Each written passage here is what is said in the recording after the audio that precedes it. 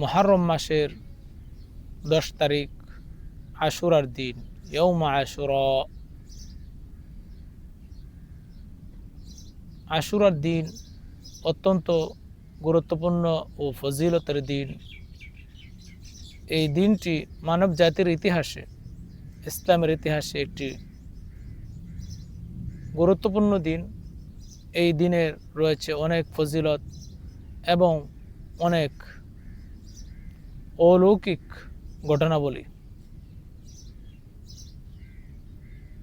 আল্লাহ সুবহানাহু ওয়া তাআলা কোরআনে কারীমে ইরশাদ করেছেন, ফাসরি বিইবাদি লাইলান ইন্নাকুম মুত্তাবাউন।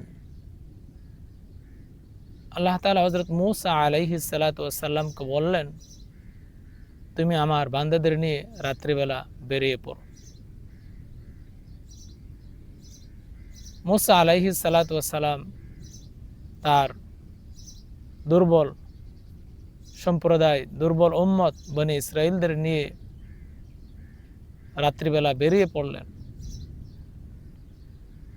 পিছনে ফেরাউন তার বাহিনী তাদের পশ্চাদ্ধাবন করল।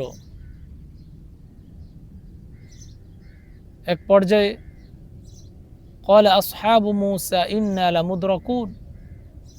মূসা আলাইহিস সালামের সঙ্গীরা বললেন,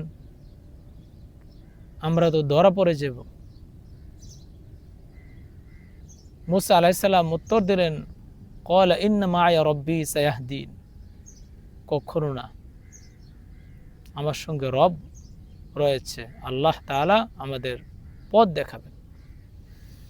তো ফেরাউন বাহিনী পেছনে, সামনে সমুদ্র, কি ঘটতে যাচ্ছে? আল্লাহ সুবহানাহু ওয়া তাআলা তার কুদরতে সমুদ্রের বুক চির করে পথ তৈরি করে দিয়ে মূসা আলাইহিস সালাতু ওয়াস সালাম এবং তার উম্মতকে সমুদ্রের ওই পারে পার করে দিলেন, তাদেরকে ক্ষমতা দিয়ে দিলেন।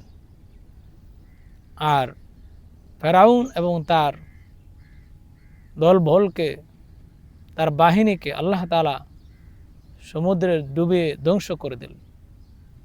আর ওই দিনটা ছিল আশুরার দিন, ওই রাত্রটা ছিল আশুরার রাত্র। সুবহানাল্লাহ। তাহলে আশুরার দিন অত্যন্ত গুরুত্বপূর্ণ দিন। এই দিনে আল্লাহ তাআলা এত বড় পরিবর্তন করে দিলেন